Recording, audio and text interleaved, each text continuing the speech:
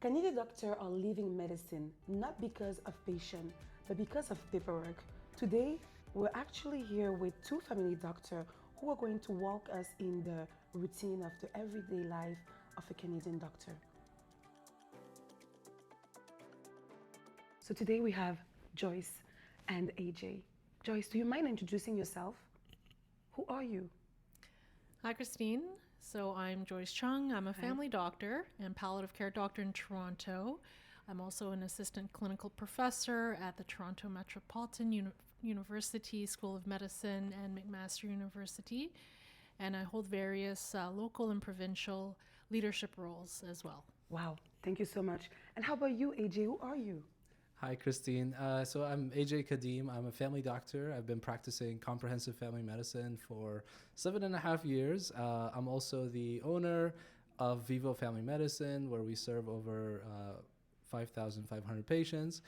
I take students from University of Toronto, so I'm a lecturer at U of T, and I'm the co-founder of Pippin AI. Thank you. Wow. Thank you so much for sharing.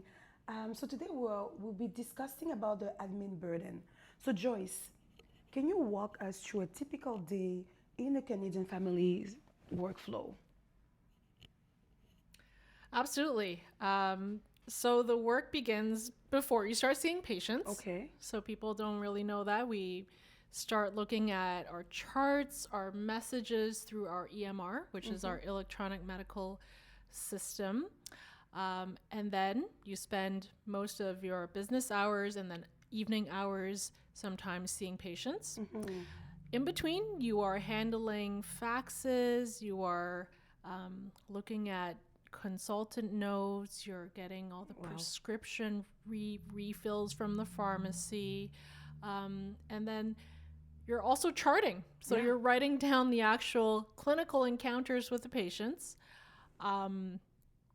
And once you're done your shift, you may have more paperwork to do, whether that is ongoing charting, refills, etc., looking at lab results, calling people for critical lab results, and also thinking about, if you are not able to do this on a day-to-day basis, you would have to find a substitute, for example, and get a locum doctor to handle your paperwork. Wow. And AJ, does this resonate with you? What would you say is the most breaking, that you do in the everyday as a doctor? Yeah, 100%. As I was listening to Joyce, it's like that's exactly, the flow for myself and many, I would say all family doctors deal with this is, managing the inbox with all the prescriptions, the labs, the imaging, the messages from our staff, of course, and then messages from specialists, hospital information. So it's just massive amount of data that's coming to us. But what would you say is the breaking task in that per se, The breaking, like the most difficult or most challenging? I would say all of it, to be honest. It's just the volume of things is insane. Wow. So like in general, we have all the faxes that are coming through, and I'll emphasize it is still fax that we're getting all these messages coming from, and even like the electronic version of the fax is sometimes duplicated. So actually, the work multiplies, and it's unnecessary work. Wow, thank you for sharing. So from what I can get, a lot of the energy of a family doctor really lie upon the administrative burden. So with that being said, would you say, Joyce, that you spend more time in spending your energy in administrative activity than actual clinical activity? Absolutely. There's actually research that shows family doctors do anywhere between 10 to 19 hours of paperwork per week. Oh, wow. So many of this is because of processes that need to be updated. We are still faxing things. Wow. Yes, we're practicing 2026. medicine. Yes, we're practicing like With it's AI and 1996. Absolutely. The fax machines are still going. Wow. And so I think a lot of the processes they are quite archaic, and they do need to be upgraded. Now we are seeing people are using AI, and they are leveraging AI to improve various administrative burden, whether that is charting, whether that is looking for a physician substitute to cover you, because Yes. as you can imagine, Yes. this job is 24/7, 365. The And you're inbox human. You're a doesn't human being. absolutely the inbox doesn't stop. Yes. Right? So I think that would be one of the breaking points. Is it's not just one fax, it's not just one prescription. When you're handling hundreds or thousands of this on a regular basis, that is what is, the cumulative time that we're spending on admin burden that is breaking our backs. Thank you so much. And AJ, like, if you want to, add up on that, is this a new problem? As she mentioned, this problem has been there for, like, you're still living in the 90s, I believe, right? Is it a new problem or? No, it's been ongoing. But to put it like more concretely, I calculated this actually. I was spending a third of my time doing paperwork. So like imagine, spending literally a third of your time instead of seeing patients, you're actually doing paperwork. And that was eating away in my evenings, my weekends. I have 2 kids at home, so it was cutting into like bedtime, like getting home in time to actually see my kids. And this is like not just me, this is across the whole system. It's definitely not a new problem. It's been there since like sort of I began, and it has continued. I'd say if anything, it has worsened to a large extent because, the expectations have gone up. And of course, like for me personally, as my practice has grown, so did the paperwork problem. It has grown with it. And I think like for me, like it just felt wrong to spend that much time on paperwork. Well, thank you so much for sharing. We discussed about the administrative burden on doctor, and I think it's just unbelievable to believe that in 2026, we're still using fax, we're still using archaic technologies, and which lead us to the second part of this conversation, the current tech landscape. There's no shortage of health tech tool right now. I think that the tech space landscape is ready to be absorbed. So the question that I'm going to ask to Joyce, are they actually solving the right problem, all of these AI tools? That's a great question. I think many of them are solving one problem at a time, whether that is, the charting problem, which is helping us write our notes. I'm the chief medical officer for Locum, so we're trying to solve the substitute doctor problem, where in 2026, people are still relying on Facebook groups or texting their friends, trying to get a favor to get coverage for them. Because as you can see, the inbox never stops. Yes. Right? And that is not a process that is sustainable. A lot of this invisible work that doctors do behind the scenes, all this paperwork and also not being able to take time off, takes a burden and it contributes to burnout. Wow. Many of the stories we share on Hidden Shift have something in common. Doctors looking for more flexibility, more control, and better ways to practice. That's exactly why Locum exists, connecting physicians with flexible work opportunities while helping clinics and hospitals fill real gaps in care. Locum, rethinking how doctors work.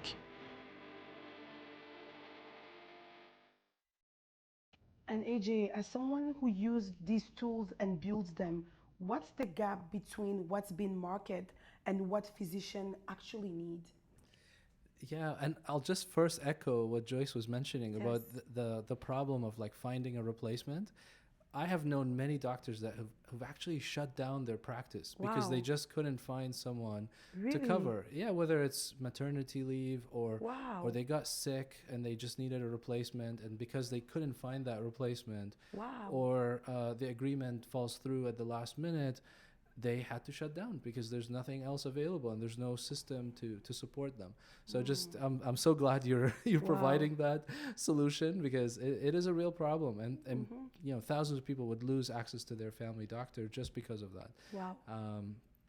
Sorry, and I went on a tangent. That's okay. I think in terms of like the tech landscape, as Joyce was mentioning, there's a lot of different companies, different tech that are trying to address different problems.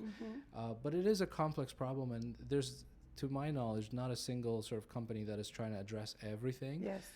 It is a complex problem, and it's hard to change, to change that sort of landscape.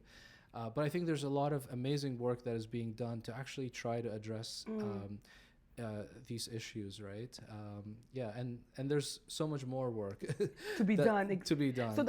So we've mentioned about all those good tools that exist, but like I'm sure there's these tools that nobody asks for, Joyce. Like, do you have any idea of these tools that nobody asks for that are just being built?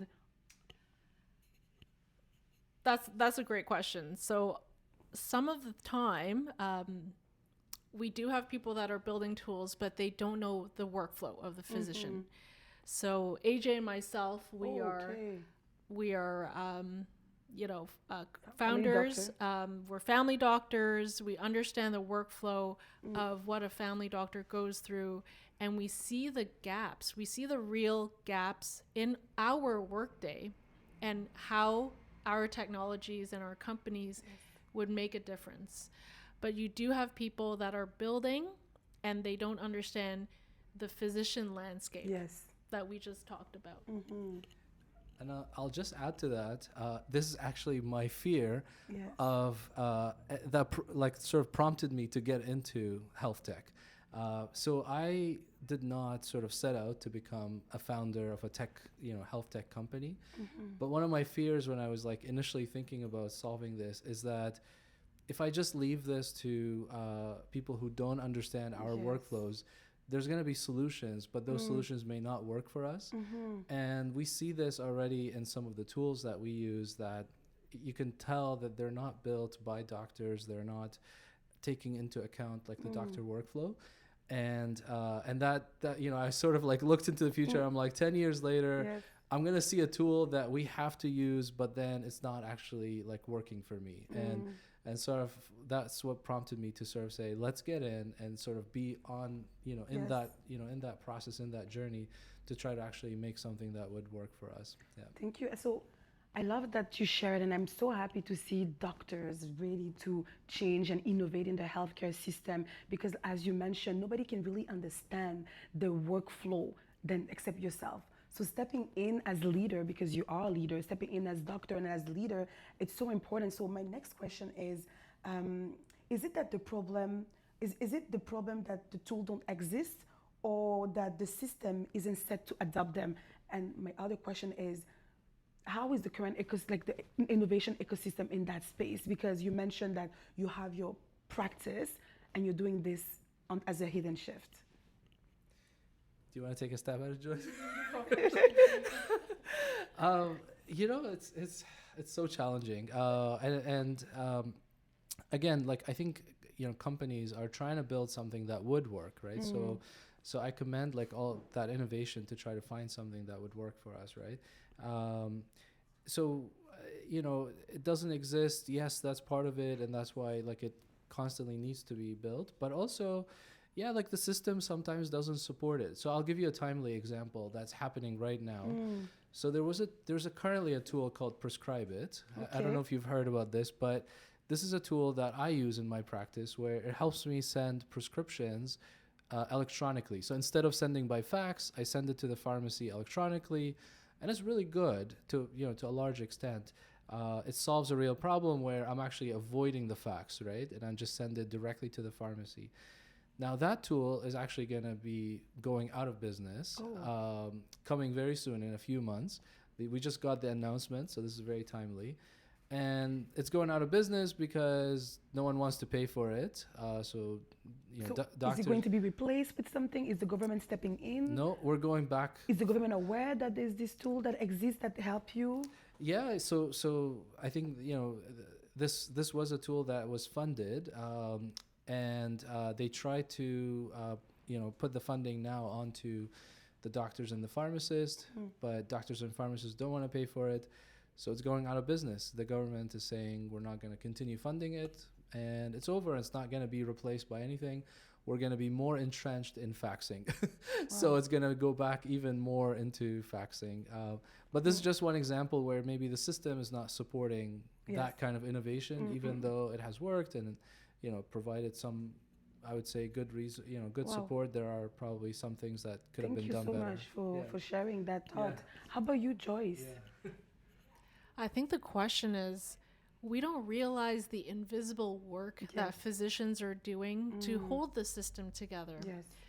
We don't realize that physicians can't take a day off or any time off without phoning a friend and trying to get what's called a locum physician or a substitute physician. Teachers, on the other hand, they have substitute teachers. They have a system in place. Doctors, we do not have that infrastructure.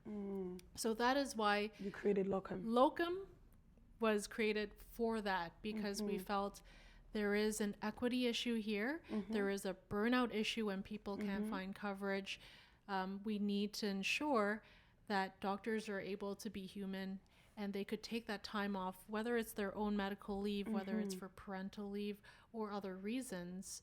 And we want to make sure that patients are not left behind and that there's continuity of care, because, if a doctor is not able to find that coverage, like they said, 1,000 patients without a family doctor just overnight, and they would have to start and look for someone themselves. Thank you so much for moving the needle between, the administrative burden and what you guys are actually building. You actually replied to one of my next question on to what was the vision behind your startups, and I'm going to ask you the same question, IJ. What made you build Pipen? So for Pippen, I'll take you back. This was 2 years ago, roughly. And I just wanted to leverage existing technology to make my life easier. So I mentioned how I was spending a third of my time doing paperwork. So all my evenings were being taken away. And, for a day that finishes at 4, I wouldn't go home till 7. So it's an extra 3 hours that I was doing. And so I felt there must be a better way, right? And I looked at what was out there. At the time, there was only one tool that actually helps with charting. And actually I had them demo it here at the clinic. It just was clunky. It was very costly, very expensive. And it wasn't seamless. You still needed 24 hours for the note to be generated and verified. And so what's the one administrative burden that your tool helps doctor? So that was the initial thing, is building something to actually help with the charting. Okay. So the charting was taking an extra hour at least every day to do, and then AI was coming in to say, hey, for the first time, you actually have this technology that can understand when you're talking to the patient. It can transcribe that information, puts it into how actually doctors write their note. And prior to AI, we didn't have anything like it because, as you know, Joyce, in family medicine, you could talk to your patient about anything, right? And patients come to us for all kinds of problems. So you need a tool that's general enough to understand, all kinds of conversations. Yeah, so this was the inspiration of let's build something that actually works for because you have the intel. Yeah. How about you, Joyce? You shared earlier a little bit about the vision of locum. The angle is different. You're not building software. You're building support system. I will actually say you're building the family doctor ecosystem, right? Where you won't need to go on Facebook to find a doctor for replacement, and you will just go into your app. That's what I believe that your app is, right? So walk us through the logic of that approach. So we also had a very personal revelation Okay. between my wife and I that in the future, if we were to take parental leave, I would have to just phone a friend or go on a Facebook group or go on a job board. Yes. And so these are, again, very archaic, informal ways of trying to secure. And also for our listeners, it's important for them to understand that the doctor are actually self-employed, right? You're an entrepreneur. Yes. So it's not like someone let's say you have a job and then you want to take a maternity leave, you get someone else. That is actually your practice, your client, your trusted client that you build, right? Absolutely. And and I think a lot of us would feel very guilty if our patients were also left without care for many, many, many months. Yes. And so either we would not take the time that we need, and without that, you might sacrifice things within your family, your social life, and we're not able to achieve that work-life balance at all. Exactly. And so when we talk about balance, we talk about sustainability in medicine. We also need to have that infrastructure to substitute physicians when they need it. And that's why we built Locum, to have, a 21st century AI-enabled platform where we could match locum doctors and staff doctors when they need that coverage. Wow, thank you for doing that. Thank you both for doing that and for creating solution for doctor. And between AI, virtual care, and operational supports, why did each of you bet on the angle you did, AJ? Yeah. And which angle you bet on? Yeah, absolutely. So I bet on the angle that our current systems, like when it comes to software for doctors, are not working for us. And I bet on the angle that this is going to be replaced. I can't see us using the same tools, 5 years out. So that was kind of the ideas, and I wanted to be part of the process to actually be a builder in that space. Like sometimes for listeners, like maybe it's a good idea to like understand one example of how like bad things are. So let's say you have a patient coming in to see you as a family doctor, and you do the assessment. They have a lesion, like a spot, and then you say, I'm going to send a referral to a dermatologist, right? Now, the patient would leave, and then you have to actually do this. So first, obviously, you have to chart your note and your exam findings and your assessment, but then you actually have to send the referral. And so you would think that it's easy. It's just like click a button and then the referral is sent. I counted that I have to do like at least 7 steps to actually send that referral. Oh, wow. I have to create a letter. I have to put the patient's information. I have to put the reason why. I have to send attachment of like the previous labs. I have to preview like that, that letter to see that it's working. Yes. So it's like 7 steps to just send one referral. And I'm sending like 30 referrals a week. And I'm doing all the paperwork that Joyce mentioned, reviewing all the labs, doing all this stuff. So it's just like, the idea is like, you just can't keep doing it. I'm not. So from your tool, you created people, and that's created, that helped referrals. So from that point, let's say I got referred and I'm now waiting and I'm getting to you. Can you reply to like the same question I asked him earlier? What's the angle that you picked? Because I feel like, they really goes well hand to hand.